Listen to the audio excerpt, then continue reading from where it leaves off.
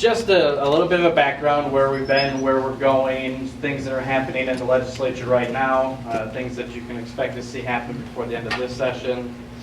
Go into the next session, I'll try to keep it as short as humanly possible. Going back to the start of this, back in 2011, 2012, the Wasaki project application dropped off on the doorstep of the town of Saratoga's town hall, so this is what we're proposing to do. At that point, it was not widely accepted by any point, but there wasn't much of an uproar. People didn't really know exactly what it all meant until a very concerned group of individuals got together and said, hey, wait a minute, let's start looking at these. The reason that this meeting, I think, is so well attended, and I think the reason that there's so much advocacy out there right now is because of the actions of those individuals who made that effort. So I have to give them a lot of thanks.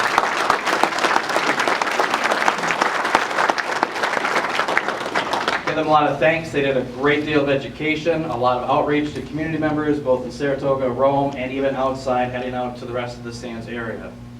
So I think it's fair to say that my perceptions on this whole deal have changed through a lot of that advocacy too. There's a lot of work that needs to be done. The proposal, as we've heard, the way it's been laid out, I think it's fair to say that everyone in this room would say it's just not worth it. Okay? Challenges lay ahead on trying to figure out what to do on the fact that it's just not worth it. So there's some ideas floating around the legislature to try to help with this. Right now, our current high-capacity well program run through the DNR is basically a hodgepodge of court cases. DNR has already testified on the bill that we're working on right now, Senate Bill 291, AB 477.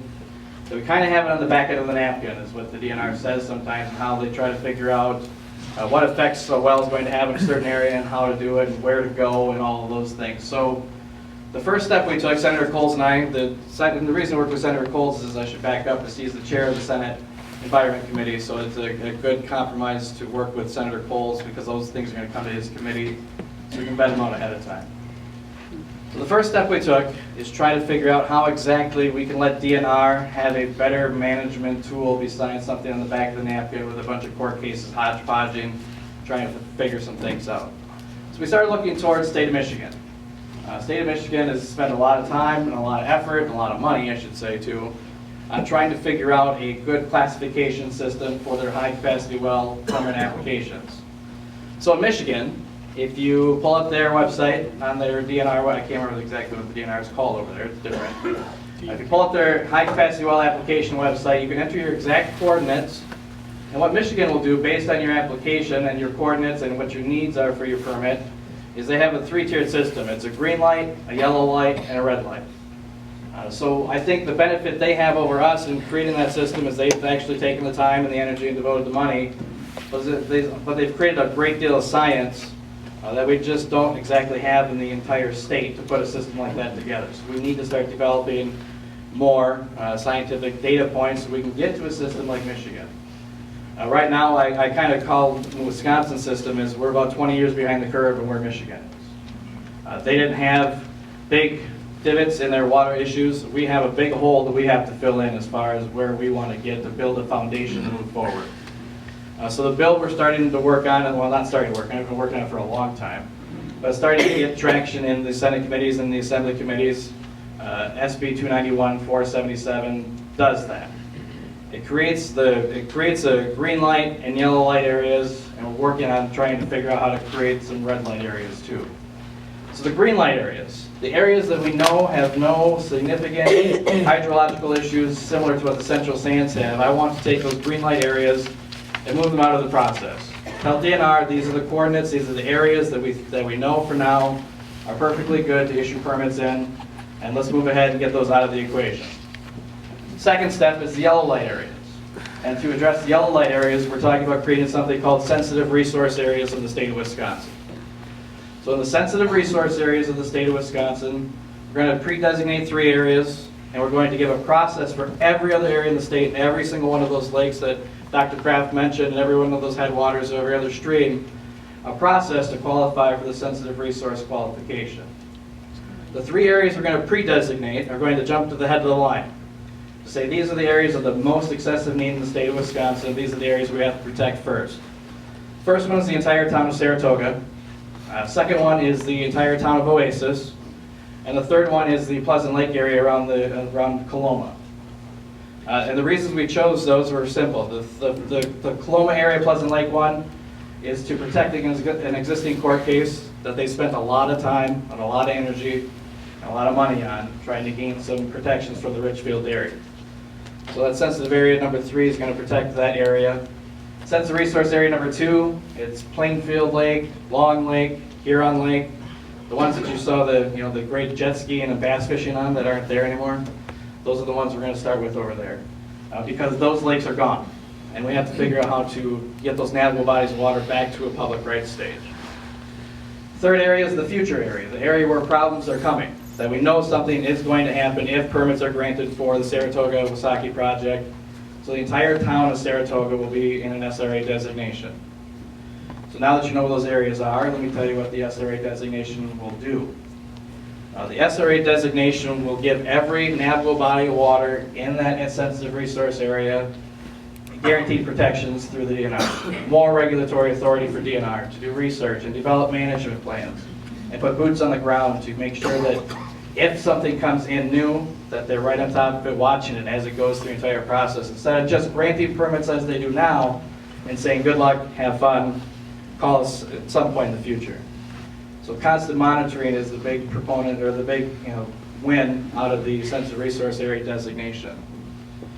When we started the process of creating the sensitive resource areas, there are a lot of other areas and a lot of other lakes in the state of Wisconsin that also want to jump into the pre-designated areas. And I don't know how many we can officially throw in there and tell DNR go ahead and create this process and work them all at the same time. So right now there are 3. There's a very big potential for many more, of course. The initial knock on the bill we had to start with was that the SRA process was way too long for people to get into. So we've removed a lot of those areas that were cumbersome in nature and takes a lot of time.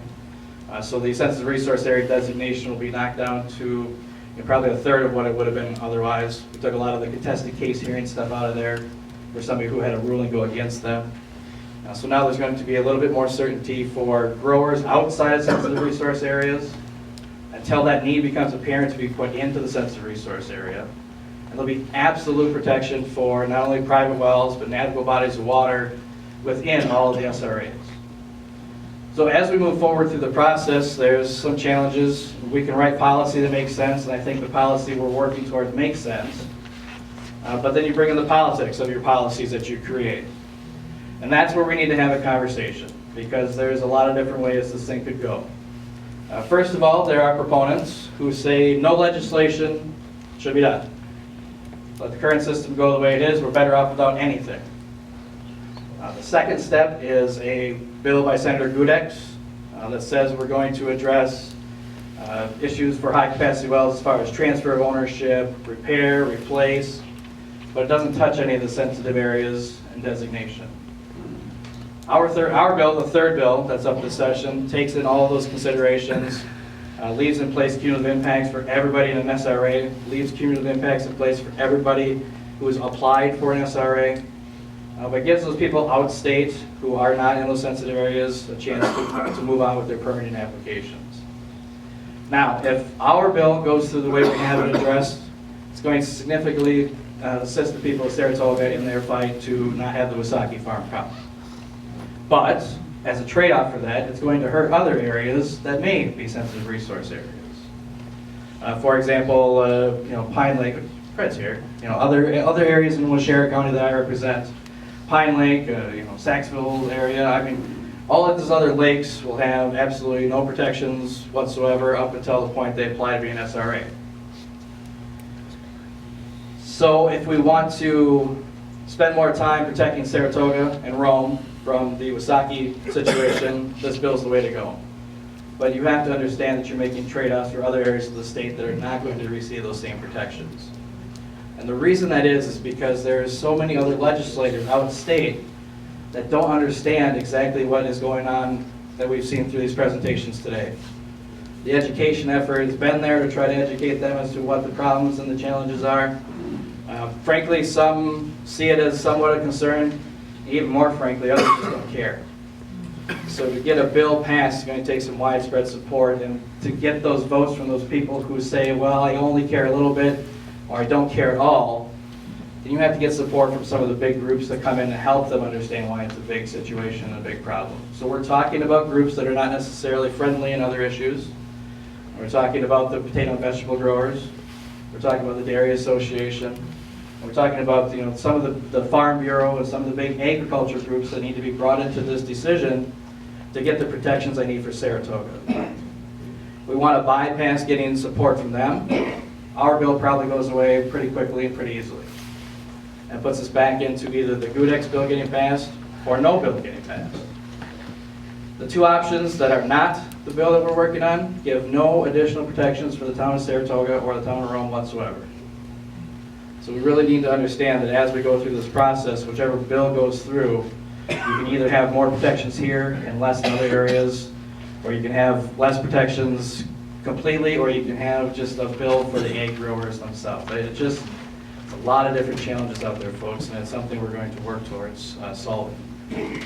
The final negotiations on AB 477 are ongoing.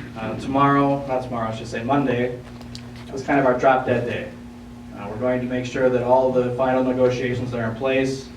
Everything that I've gathered from my citizen advisory group on groundwater the last 2 years, we've taken into the considerations here for private well protections, for lake area protections, for permitting application process to be beefed up. That's all in there from the local folks, and we've negotiated that with the big groups in Madison and from out of state to say these are the things we need here. When you get to the very particulars of this bill, I'll go really quickly through some of them. I think the biggest one that comes through is the private well owner protections in this bill.